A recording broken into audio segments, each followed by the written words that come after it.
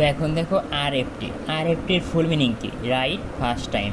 Right মানে কি? সঠিক করা। ফার্স্ট টাইম মানে কি? প্রথমবারে, মানে কোনো কাজ প্রথমবারেই সফল করা আর কি। যেমন তোমাকে মনে করো যে বলছে যে মানে কি বলছে, তোমাকে বলছে একটা ম্যাথ করো, হ্যাঁ। তো তুমি কী করলা? প্রথম মনে করো ম্যাথের রেজাল্ট 50, তো প্রথমবার ম্যাথ করে দেখলাম 50 রেজাল্ট আসছে, তার মানে কি তোমার কাজটা প্রথমবারে হয়ে গেছে। অর্থাৎ এরকম মানে প্রথমবারই তোমার কাজটা সঠিক হয়েছে, এরকম মানে প্রথমবারই যদি কখনো প্রথমবারই কোনো কাজ সঠিক হলে তখন তাকে বলে আমরা আরএফটি, মানে প্রথমবারই একদম কাজকে সঠিকভাবে করাটাই হলো আরএফটি পার্সেন্টেজ, হ্যাঁ। আচ্ছা, আর মনে করো অঙ্ক করতে দিছে, মানে ফল আসার কথা 50, তোমার আসছে হলো 40।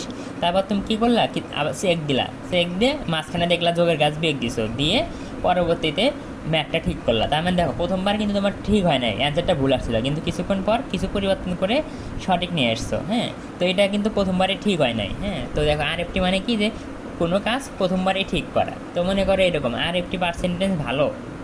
আরএফটি কে আরএফটি কে পার্সেন্টেজে প্রকাশ করা হয়, যেমন এফটি মানে 50% না 60% নাকি।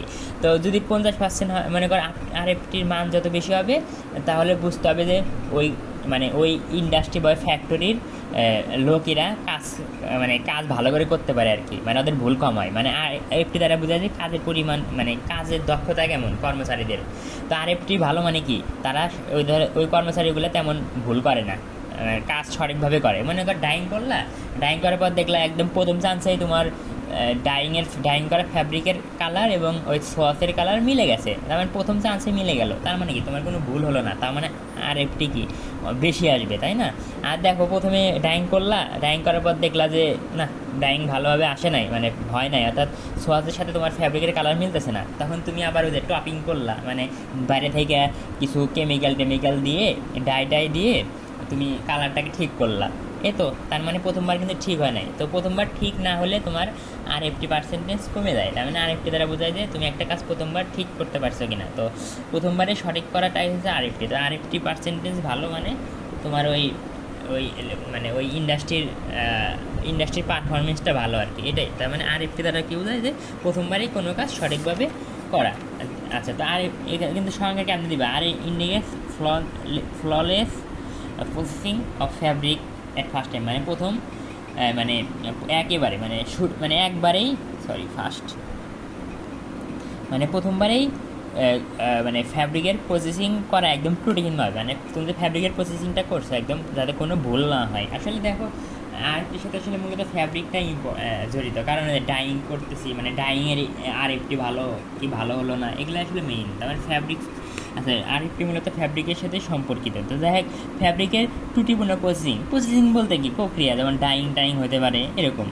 তো যাই হোক, আচ্ছা এখন আরএফটি বৃদ্ধি করার জন্য তোমাকে কী কী করতে হবে? ওয়াটার কোয়ালিটি, মানে দেখো ওয়াটার কোয়ালিটি যদি ভালো হয় তাহলে কিন্তু আরএফটি মান ভালো আসবে। মানে ওয়াটার কোয়ালিটি বলতে কি, যে পানিতে যদি হার্ডনেস থাকে তাহলে তোমার ওয়াটার কোয়ালিটি খারাপ, তার মানে তুমি চেষ্টা করবে হার্ডনেস ছাড়া পানি আনতে। ফ্যাব্রিক কোয়ালিটি, মানে ফ্যাব্রিকের কোয়ালিটি যদি ভালো হয়, যেমন একটা মনে করো, তাহলে আরএফটি কিন্তু ভালো হবে। মানে দেখো তুমি মনে করো যে স্কারিং করছো, স্কারিং ভালো হয় নাই, আমরা জানি কি স্কারিংয়ের পর তো আমাদের ড্রাইং করতে হয়। তো স্কারিং যদি ভালো না হয় তাহলে কিন্তু তোমার ড্রাইংও ভালো হবে না। আচ্ছা, প্রসেস কার্ভকে কিন্তু অবশ্যই তোমাকে ফলো করতে হবে। তারপরে এমএল রেশিও ঠিকঠাক রাখতে হবে, হ্যাঁ। মানে মনে করো যে 500 গ্রাম ফ্যাব্রিক, 500 কেজি ফ্যাব্রিক ডাইং করতেছো, পানি লাগবে হলো 100 কেজি, 500 কেজি ফ্যাব্রিককে ডাইং করতে মনে করো 2000 লিটার পানি লাগবে।